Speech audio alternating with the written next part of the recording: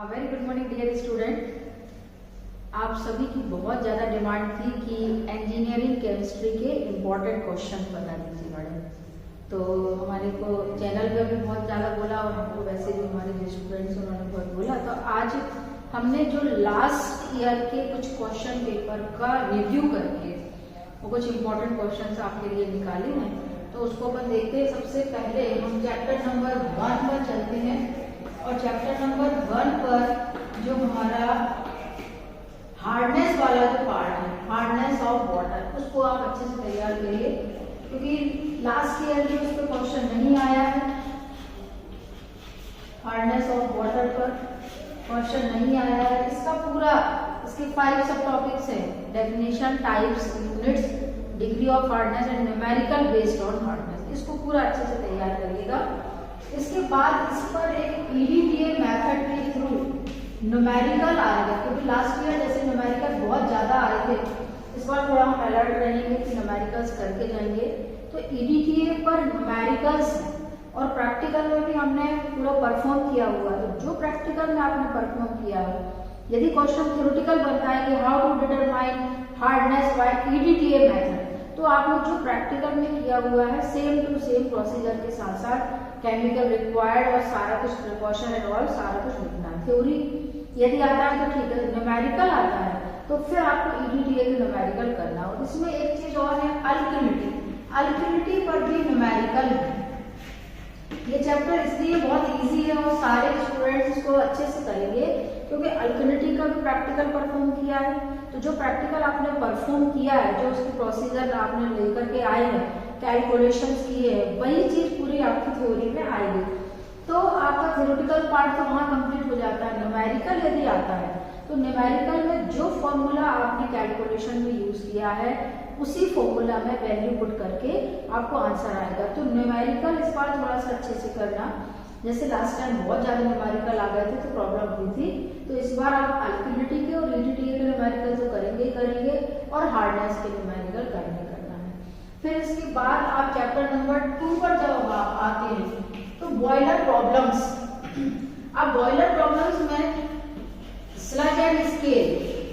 अब ये sludge and scale इतना इंपॉर्टेंट है कि लगभग हर साल ही पूछा जाता है, कभी स्किप नहीं होगा। कभी स्केल अकेला आ जाएगा, स्लज अकेला आ जाएगा या स्केल एंड स्लज आ जाएगा। तो लास्ट मैंने पिछले 2 या 3 ईयर में देखा है ये क्वेश्चन तो आते ही आता है, तो इसको मत छोड़ना, यहाँ पर करिए। इस बार का जो इम्पोर्टेंट मुझे समझ में आ रहा है वो है priming and foaming. Priming and foaming ये जरूर क्वेश्चन लास्ट टाइम नहीं पूछा गया है, तो हो सकता है कि यदि को चेंज करें तो प्राइमिंग, फोमिंग या कैरी ओवर के नाम से इसको आ जाएगा। इसके बाद इसमें बॉयलर कोरोजन है, बॉयलर कोरोजन है, तो बॉयलर कोरोजन आप देखेंगे। एंड कास्टिंग इम्ब्रिटलमेंट, ये भी आपको इम्पोर्टेंट है इसलिए क्योंकि लगभग बॉयलर प्रॉब्लम्स में से 2 या 3 बॉयलर प्रॉब्लम्स पूछे नहीं जाते, 4 तो नहीं है, अब 2 और 3 आ जाएगा।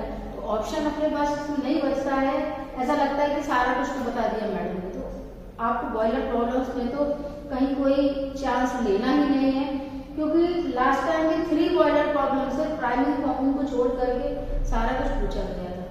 तो आपको इनमें से तैयार करना है। फिर इसके साथ साथ जो वाटर सॉल्टनिंग मेथड है, वाटर सॉल्टनिंग मेथड में लाइम सोडा प्रोसेस है, जियोलाइट प्रोसेस है एंड आयन एक्सचेंज प्रोसेस है। तो इनमें भी आप देखना ज्यादातर लाइम सोडा के आते हैं न्यूमेरिकल, है ना। न्यूमेरिकल जियोलाइट के भी आ सकते हैं और लाइम सोडा के मैक्सिमम टाइम जो है वो लाइम सोडा के न्यूमेरिकल आते हैं। जियोलाइट की थ्योरी और आयन एक्सचेंज की भी थ्योरी आती है। इस बार के लिए आप लाइम सोडा तो न्यूमेरिकल करेंगे ही करेंगे।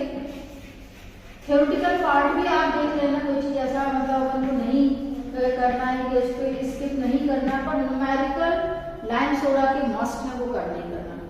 इसके अलावा जियोलाइट का मेथड पर हम आएंगे तो जियोलाइट का थ्योरी और न्यूमेरिकल ये दोनों ही आपको करना है, कोई भी चीज छोड़ना नहीं। और आयन एक्सचेंज जो है वो आपका सिर्फ थ्योरेटिकल पार्ट रहेगा, जो लास्ट टाइम आ चुका है आयन एक्सचेंज। तो बहुत कुछ पॉसिबिलिटी जियोलाइट पे बनती है, और लाइन सोडा पे आप उसके न्यूमेरिकल्स वगैरह तो देख ही लेना, थ्योरेटिकल पार्ट भी देखना, पर बहुत कुछ मेरे को ऐसा लगता है कि जियोलाइट आना चाहिए इस बार। फिर इसके बाद आपका चैप्टर नंबर 3 पर हम आते हैं, लुब्रिकेंट। लुब्रिकेंट वाला जो चैप्टर है उसमें आप सबसे पहले जो मोस्ट इम्पॉर्टेंट चीज है वो है आपकी मैकेनिज्म। मैकेनिज्म पे आपको कहीं से भी चांस नहीं लेना है। मैकेनिज्म ऑफ लुब्रिकेशन, इसमें अपन को 2 लुब्रिकेशन की मैकेनिज्म हमने डिस्कस की थी। First is hydrodynamic lubrication and second is boundary film lubrication. Hydrodynamic 90% आते ही आता है, 10% जो आपका सेकंड बाउंड्री फिल्म है वो आएगा। तो मैकेनिज्म पे कोई भी चांस नहीं लेना है, हर बच्चे को 100% करके आना है। मैकेनिज्म पे 100% क्वेश्चन बनेगा ही बनेगा।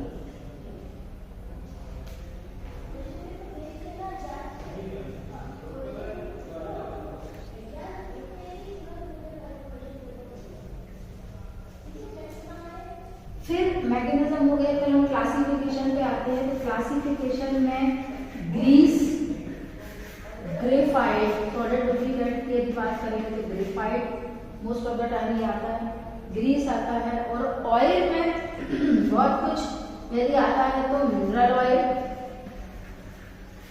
ऑयल या ब्लेंडेड ऑयल। तो इनको आप तैयार करना, ग्रीस और ग्रेफाइट को अच्छे से करना। तो चैप्टर नंबर 4 में हम यदि आते हैं, हाँ इसके अलावा इसमें प्रॉपर्टीज है। आपके जो लुब्रिकेशन वाला चैप्टर है उसमें प्रॉपर्टीज है। प्रॉपर्टीज में बहुत कुछ इस बार विस्कोसिटी के क्वेश्चन बनना चाहिए।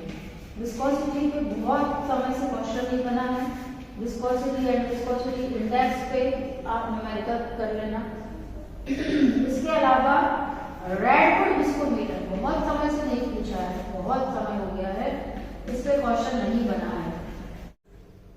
रेडवुड विस्कोमीटर के बाद जो दूसरी प्रॉपर्टीज होती हैं लाइक टोटल एसिड नंबर और आपका aniline number, cloud and pour point, Pensky Martens close curve, ये चीजें आप तैयार करेंगे। चैप्टर नंबर 4 से मैकेनिज्म ऑफ पॉलीमराइजेशन 100% आएगा। PVC, PMMA, Teflon, nylon 6, Dacron, ये आपके सिंथेटिक पॉलीमर से इनको तैयार करो। वल्केनाइजेशन ऑफ रबर और ब्यूनाइज ब्यूनाइन को सिमिलर है, अच्छे से तैयार कर लो। और आपका रेजिन्स में बेकेलाइट तैयार करो। क्वेश्चन नंबर जो चैप्टर नंबर 5 है उसमें से आप कॉपर सिल्वर सिस्टम तैयार करो। ड्राई कोरोजन, वेट कोरोजन आप तैयार करोगे। वेट कोरोजन आपने तैयार कर लिया तो उससे आपका फिटिंग कोरोजन सारा कुछ आप कर सकते हो। चैप्टर नंबर 6 जो है उसमें Lambert's-piers law out of syllabus है पर फिर भी आता है, तैयार करेंगे। और यूबीआईआर इनको तैयार करेंगे, एप्लीकेशन इंस्ट्रूमेंटेशन अच्छे से तैयार करेंगे। चैप्टर नंबर 7 में मैक्सिमम पार्ट पूछ लिया गया लास्ट सेमेस्टर में, पर फिर भी इसके इम्पोर्टेंट टॉपिक्स हैं इफेक्टिव न्यूक्लियर चार्ज, पोलराइजेशन बहुत बार पूछा जाता है, इलेक्ट्रॉन एफिनिटी, इलेक्ट्रोनेगेटिविटी, इसके अलावा ऑक्सीडेशन नंबर वगैरह जो बिल्कुल शॉर्ट में है, तो आप उनको अच्छे से तैयार करिए। आई होप आपका तैयारी बहुत अच्छी चल रही होगी और आपके इम्पोर्टेंट क्वेश्चन से और आपको हेल्प मिलेगी। All the best, good luck and I hope आपका रिजल्ट बहुत अच्छा आए। और आप जरूर अपने कमेंट्स में, जब आपका रिजल्ट आएंगे तो आप कमेंट्स में अपने पर्सन